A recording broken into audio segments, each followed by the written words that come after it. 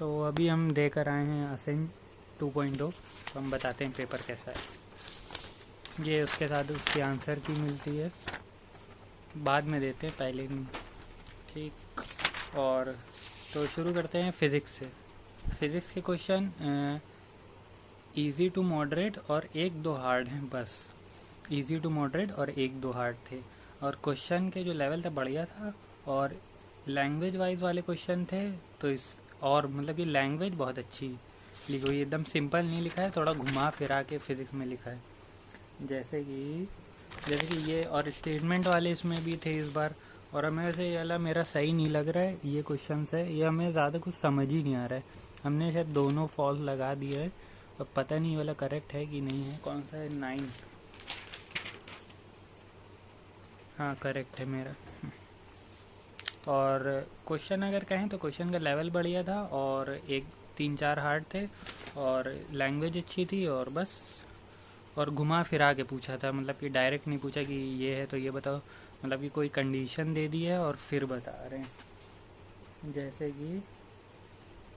जैसे कि ये वाला देखो, इसमें यह था कि ये दो ये हैं कार्ड्स, और बीच में ये स्प्रिंग है।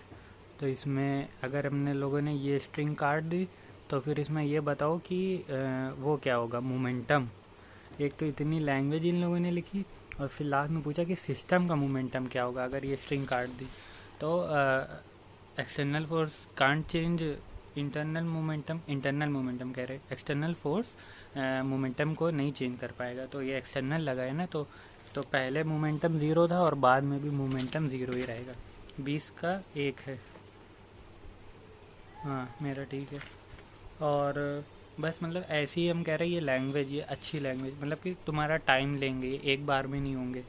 ऐसे कोई क्वेश्चन होता है कि एक बार पढ़ा और हो जाए, ये वैसा नहीं है। और हर बार की तरह ऐसा एक फिर से इन लोगों ने क्वेश्चन दिया कि वो एक डायग्राम से 3 क्वेश्चन लिंक हैं, लेकिन ये हमने तीनों ही छोड़ दिया, हमसे हो ही नहीं रहता। ये वाला देख लो एक बार सही से, ये वाला हमने थीटा तो 53 निकाल लिया, नहीं सॉरी 37 आ रहा था, फिर यहाँ का मसले में फंस रहे थे। और फिर ये सिंपल क्वेश्चन, वही उसका एक्सीलरेशन निकालना रहता है, इसका वही फार्मूला रहता है m1 m2 बटा m1 प्लस m2 इंटू जी। 40 का 3। हाँ सही है। और ये डायग्राम था, इसमें ये हमने कि ज़ीरो एरर निकालना था, तो ज़ीरो एरर निकाल लिया। अब प्लस है या माइनस, तो अब रेफरेंस लाइंस के ऊपर है, तो 43 का 2। गलत, ये मेरा गलत हो गया यार। 43 का 1 आएगा, हमने 2 लगा दिया। ज़ीरो यार रेफरेंस लाइंस के ऊपर है, तो पॉजिटिव होता है शायद, पॉजिटिव होता। और ये वाला तो ये बेसिक था। और फिर अब आते हैं केमिस्ट्री में। केमिस्ट्री हार्ड टाइप की तरफ थी, हार्ड साइड पर थी, और क्वेश्चन अच्छे थे, और सिर्फ मोल कॉन्सेप्ट और स्ट्रक्चर ऑफ एटम था, लेकिन फिर भी क्वेश्चन की क्वालिटी बहुत अच्छी और टफ। मतलब कि ये रहता है कि मोल कॉन्सेप्ट में बस यही सब रहता है, एटम निकालो या लिमिटिंग रिएजेंट निकालो मैक्सिमम, लेकिन इन लोगों ने कुछ और ही पूछ लिया। मतलब कि शुरू के 2 क्वेश्चन तो हमसे हिले भी नहीं, ये वाला देख रहे हो, और काफ़ी टाइम केमिस्ट्री में ने ले लिया मेरा। ये वाला क्वेश्चन है,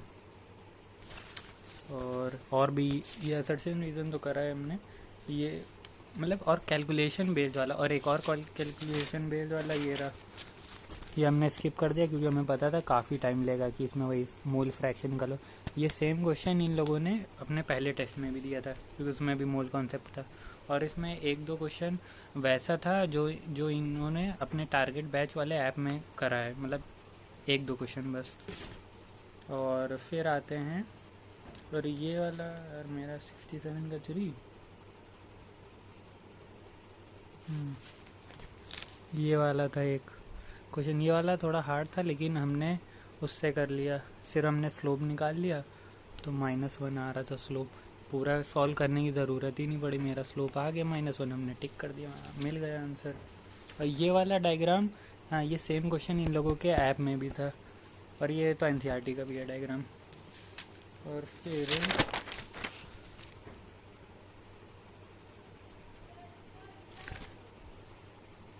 ठीक है, कैलकुलेशन मिलता है। और ये वाला इन लोगों के ऐप में था, ये हमने कल या परसों जब भी मूल कॉन्सेप्ट रिवाइज करा था तो ये करा था। और फिर अब आते हैं हम लोग बायोलॉजी में। बायोलॉजी इजी थी, टफ एक दो क्वेश्चन थे, और इसमें सिर्फ आ रहा था वही biological classification, living world, plant kingdom और टिश्यू। तो इसमें यह था कि जो टिश्यू वाले पार्ट में थे, हमें कोई क्वेश्चन टफ नहीं था कुछ, सब पूरा एनसीईआरटी बेस्ड था, बस थोड़ा सा नए क्वेश्चन थे, नए तरह के क्वेश्चन।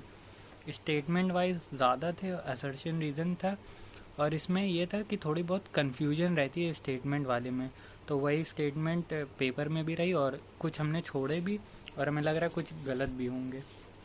अब जैसे इसमें ये वाला था कि इसमें ऑर्डर बताओ इन सब का, तो साइंटिफिक नेम लिखा है, लेकिन हमें पता है कि ये तो उसका है, कैट का, ये अपना ही है, ये उसका है, पैंथर का, ये इक्वस हॉर्स को कहते हैं। अगर ब्रायोफाइट, टेरिडोफाइट, हाँ इक्वस कैबलस, तो इक्वस शायद हॉर्सी को कहते हैं, क्योंकि इक्विस एटम उसमें आता है ना टेरिडोफाइट में।